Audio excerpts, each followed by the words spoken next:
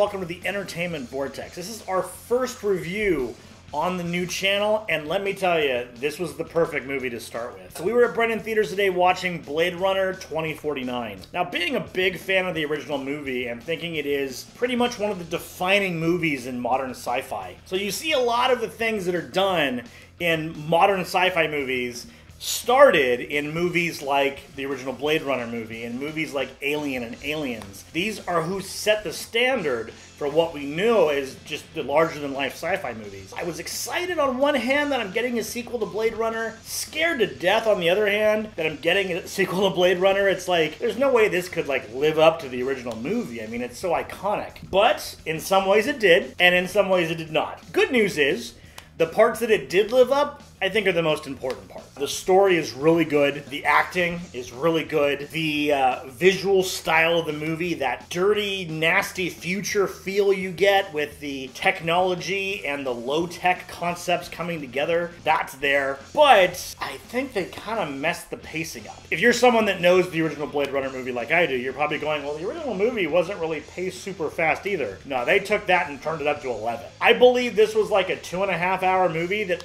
probably could have been an hour 30, hour 45 minutes. I'm one of those few people who, when they first watched the original Blade Runner, wasn't a super huge fan. Part of the problem is I saw the original theatrical cut before I saw anything else, and I know what you're thinking. You're too young for that. You should have seen a better version. That's also very true. It was only recently that I saw the final cut version, which was Ridley Scott's original envisionment for the Blade Runner. As far as that movie is concerned, much better. It was something that I was able to kind of grasp onto a lot more focus on the characters and their development, and less so much on kind of lackluster voiceovers and that sort of stuff. All that aside, Blade Runner 2049 has none of those other faults as far as, like I said, lazy voiceovers, things that don't keep you drawn in or interested. Those don't exist in this movie. I first saw the original Blade Runner a few years back and thought it was pretty lame, boring, slow-paced, not enough violence, not enough decapitations. But I was a teenager and apparently not a very bright one or an appreciative one of film. Later years, though, and I saw the final cut from Ridley Scott, I thought, this is awesome. Great music, great acting, great production design, and then another couple of years pass and I hear they're making a sequel. I'm like, wow, I hope Harrison Ford comes back. I hear he's coming back. I'm like, all right, great. Ryan Gosling, awesome. Good actor, too. Going into this movie, I was expecting two things. One, it needs to be consistent as far as its dark tone. It needs to have good production design, good cinematography, and at least decent acting. I got all three in spades. It was awesome. If this movie gets a nod for cinematography at the Oscars, it deserves it.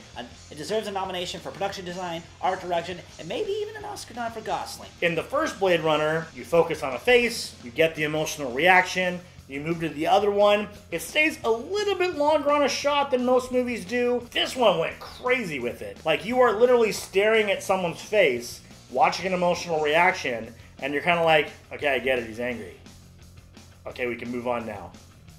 Okay, why are we still looking at his face? Is something gonna happen? Oh no, they just stood on his face for a while. Really weird. Now I'm sure there's gonna be people in the audience, in the comments, and in my friends that are probably gonna go, you just didn't get it. I don't think that's what it is. I think a lot of people are gonna be saying, oh, it was artful, it was a masterpiece, it was done this way to be more impactful, and I'm thinking they're just saying that because they feel that's the right answer, because I think they took it and they drug it out way too long. Now, with that being said, I didn't find myself getting bored. And the reasoning for that is because I'm constantly trying to figure out what's going on. The story was so well written, while I would kind of get lost in my head a little bit during the movie, like, why are we still seeing this, kind of breaking immersion, I was so invested in what was going on, and so invested in wanting to know what was going to happen next, that they never completely lost me. So it wasn't a deal breaker. It doesn't take a great movie and make it a crappy movie. It takes a great movie and makes you go, why did they do that? That was a really odd choice. The visual effects are absolutely outstanding. It'll be one of the best movies visually of the entire year, if not the last couple years. The world feels gritty and lived in. It picks up from a lot of the cues from the original movie as far as the way that the design and the way that things just look, it's all the rain and just that bleak dystopian type of vibe. Visual effects I thought, I'm probably not going to see anything new or special. You see cities, you see cars flying around. I've seen that since Back to the Future Part 2. Awesome movie, by the way, but the original is always better. But there's a lot of holograms that are used in ways that are so dynamic that I'm like, wow, this must have taken the effects artists so long to do. It deserves an Oscar nod for visual effects as well. If it doesn't get it, I'll be a little bit disappointed. These guys work so hard, you have no idea. I'm a visual effects artist myself. I know how hard I can get. Just be prepared when you go to see this movie, which I do highly suggest you do if you enjoyed the first movie. It's going to be really slow. And there's going to be times where you're consciously thinking about how slow it is. Story makes up for it, acting makes up for it. Ryan Gosling he's the star of the show. I mean, he's the main character, obviously, but he's also the one that stood out to me. There were a lot of really good performances, but his was just phenomenal. There are a couple scenes that are done that are super unique and require some serious acting. You need to get everything from the looks on their faces, from the way they move, from the way they touch each other. Things like that. You have to get it all from visual cues because they're not really talking at all in those scenes. And I think they nailed it, especially Gosling. I felt like I always knew what he was thinking. I always knew what he was feeling. Sometimes I knew what he was feeling, and then we had 15, 20 more seconds while I already knew what he was feeling, and we'd see him feel it some more. But I always felt like I knew what was going through his head, and I think that's super important with the depth of that character. As far as acting, I feel like it stands up to the first one, if not better. Specifically with Ryan Gosling, there are some moments in there that really kick you in the gut. One of those things where he's able to go in and out of moments of, joy and sadness and anger. You totally understand his motives. You can really get behind him as a character. There are even a couple of moments in the first movie where you're like, I don't know, Harrison, what are you doing? I'm not sure about that. I don't know if I can stand behind you in this. There's not a whole lot of that with Gosling. Gosling, like I said, he knocks it out of the park. He is your hero in this. Some of the other performances that were really great, Jared Leto, he's really grimy and dirty, and he makes you not like him, which he's pretty good at this point. And there are a couple of other characters, I'm not certain about names and stuff, but there are some other characters that have some pretty cool performances. They're things that are definitely worth looking out for. The music, a little blaring. I found at times while it's unique and it kind of sets the tone for the story and the pacing, I found it to be a little annoying sometimes, but maybe that's the idea, is to give it that unsettling feeling. And so someone was just telling me that the term I'm using for the music is dissonance. Makes me feel off, makes me feel uneasy, but I accepted in the end because I knew that was the point they were trying to convey with this movie. It's dark, it's gritty, and even the visuals unsettling, so it makes sense for the music to feel a little bit unsettling as well. The story in this movie is fantastic. It's something that really draws you in. It makes you think. While it goes a little bit long on the runtime, at 2.5 hours, it's a full half hour past the final cut as far as runtime. It finds ways to almost kind of make you forget that there are people just standing around chewing the scenery for a little while. It's not perfect. It's like, yeah, that maybe they should cut a couple of those things down. You could probably pull at least a half hour off of this film and it would still get across the same point. But it does give you a little bit of time to A, see some beautiful scenery, and B, also kind of think about what's going on. It's not terrible to have a little bit of time to think about a movie that's this heavy while it's going on. There are certain aspects in the story that leave it open for a possible third movie, but I'd be okay if it didn't have a third one.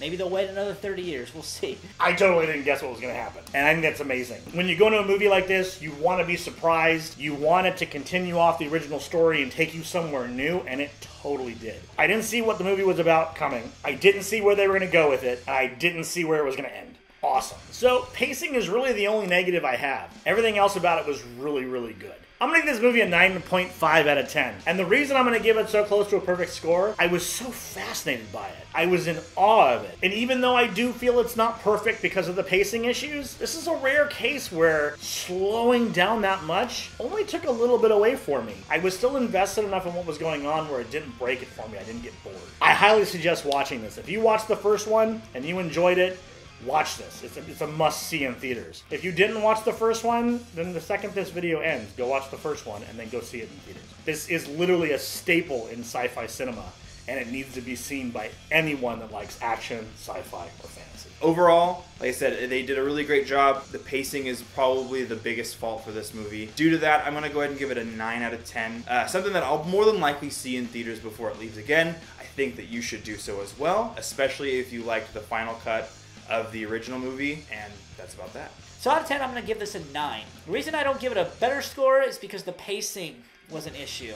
Had I not mentioned it before, I'll mention it now. The pacing was just horrendous. Even Nick said the word horrendous when we were talking about it earlier. There are a lot of things they could have left out. It doesn't ruin the movie. If you're looking for a fast-paced movie, this is not the movie for you. But if you appreciate the past Blade Runner, you'll like this one. And you'll be able to forgive the slow paces. And some will say there's a point to it. It's trying to put emphasis on something. As Nick was saying earlier, if that's what you're saying, then you're just saying that because that's probably what you've heard other people say.